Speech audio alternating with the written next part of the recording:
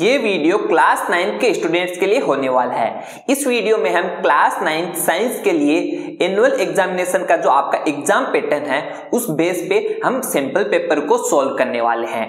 तो आपका जो एनुअल एग्जाम है वो टोटल 3 घंटे का होने वाला है और उसमें टोटल मार्क्स कितने का पेपर होने वाला है, 80 मार्क्स का आपका टोटल पेपर होने वाले हैं। तो चलिए शुरू करते हैं सेक्शन ए से। सेक्शन ए में आपका क्वेश्चन नंबर फर्स्ट है कि विसरण की दर है वो अधिकतम होती है। तो विसरण की दर अधिकतम कहां होती है? विसरण की दर अधिकतम गैस में होती है। ऑप्शन डी आपका सही आंसर हो जाएगा।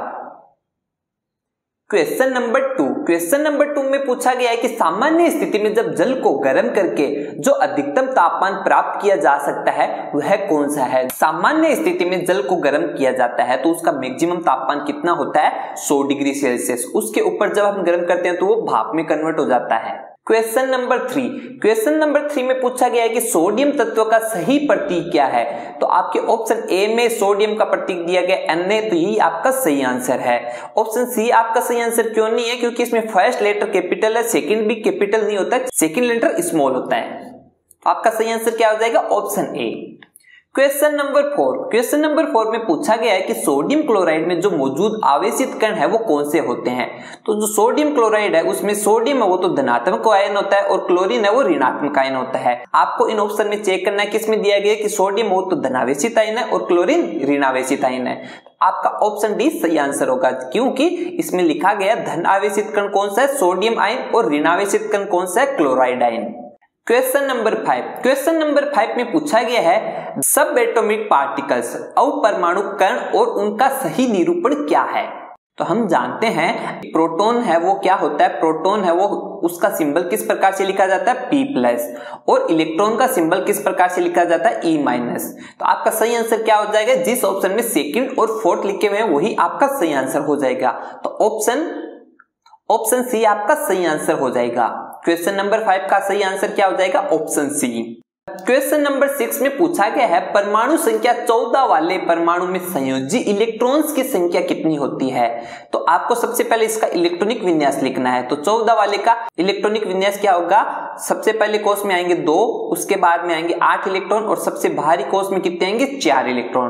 तो सबसे भारी कक्ष में जो इलेक्ट्रॉन होते हैं वही संयोजी इलेक्ट्रॉन होते हैं। तो आपका सही आंसर क्या हो जाएगा? Option B. अब क्वेश्चन नंबर 7 में पूछा गया है कि सामान्य पादप कोशिका का जो केंद्रक है वो कोशिका के केंद्र में स्थित नहीं होने का कारण क्या होता है? तो नहीं होने का कारण क्या होता है कि केंद्र में बड़े आकार की रसधानियां होती है, इसलिए उस पादप कोशिका का जो केंद्रक है वो केंद्र में नहीं होता है, साइड में कहीं स्थित होता है। क्वेश्चन नंबर 8 है कि जेंथियम और पार्थेनियम किसके उदाहरण है? तो ये किसके उदाहरण है? खरपतवार के। ऑप्शन डी आपका सही आंसर हो जाएगा।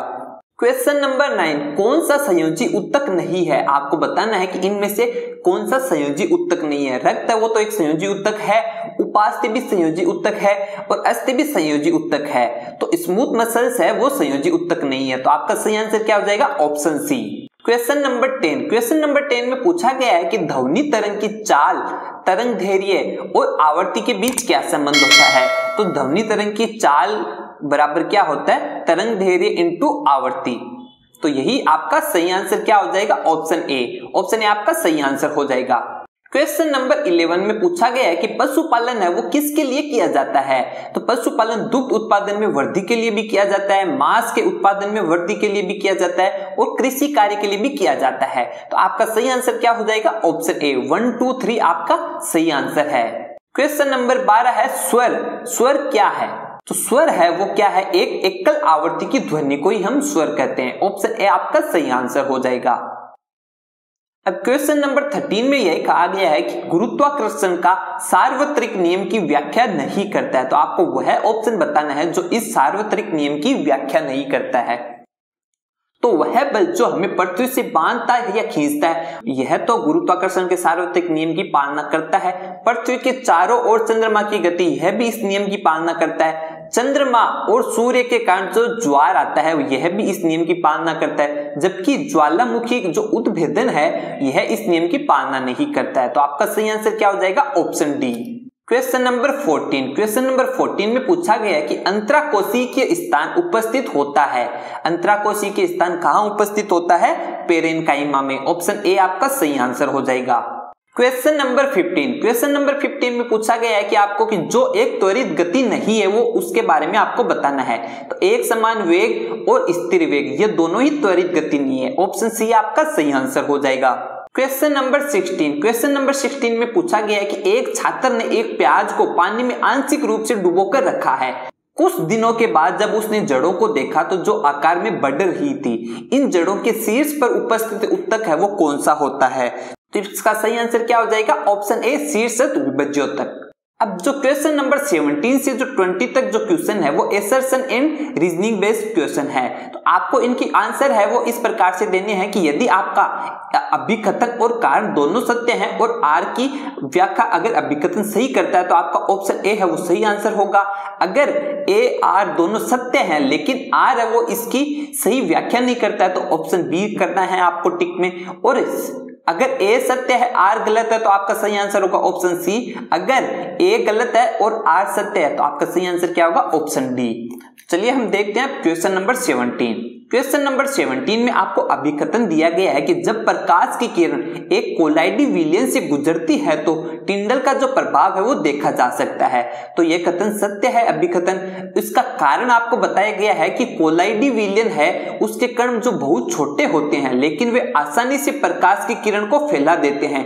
इसीलिए जब प्रकाश की किरण एक कोलाइडी विलयन से गुजरती है तो वो टिंडल प्रभाव को हम देख सकते हैं। तो हम ये कह सकते हैं हमारा आंसर क्या होगा? ऑप्शन ए, क्योंकि जो कारण है वो अभिकथन की सही व्याख्या करता है।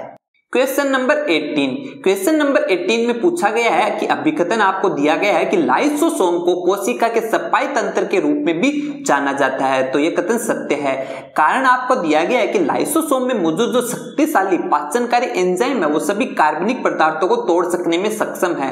इसीलिए लाइसोसोम को कोशिका के सफाई तंत्र के रूप में भी जाना जाता है। तो हम कह सकते हैं ये कारण है वो अभिकथन की सही व्याख्या कर रहा है। तो आपका सही आंसर हो जाएगा ऑप्शन ए। अब जो क्वेश्चन नंबर 19 में अभिकथन दिया गया है कि एक तेज कुल्हाड़ी से आसानी से काटती है। इसका कारण क्या दिया है कि प्रणोद का प्रभाव उस क्षेत्र पर निर्भर करता है जिस पर वह कार्य करता है, इसीलिए तेज कुल्हाड़ी आसानी से काटती है। तो हम कह सकते हैं जो कारण है वो अभिकथन की सही व्याख्या कर रहा है। तो आपका ऑप्शन ए सही आंसर हो जाएगा। क्वेश्चन नंबर 20 में आपको कथन दिया गया है कि खरपतवार फसल के लिए हानिकारक होती है। कारण आपको दिया गया है कि खेत में अवांछित पौधा फसल के साथ पोषक तत्व के लिए प्रतिस्पर्धा करता है, इसीलिए खरपतवार है वो फसल के लिए हानिकारक है। तो हम कह सकते हैं जो कारण है वो कथन की सही व्याख्या कर रहा है। तो इसका भी आंसर क्या हो जाएगा? ऑप्शन ए। स्टूडेंट्स इस वीडियो में हमने सेक्शन ए को कंप्लीट कर लिया है। सेक्शन बी है हम नेक्स्ट वीडियो में करने वाले हैं। तब तक आप इस वीडियो को लाइक और हमारे चैनल को सब्सक्राइब कर दीजिए ताकि नेक्स्ट वीडियो का नोटिफिकेशन आपको सबसे पहले प्राप्त हो सके। Thank you so much.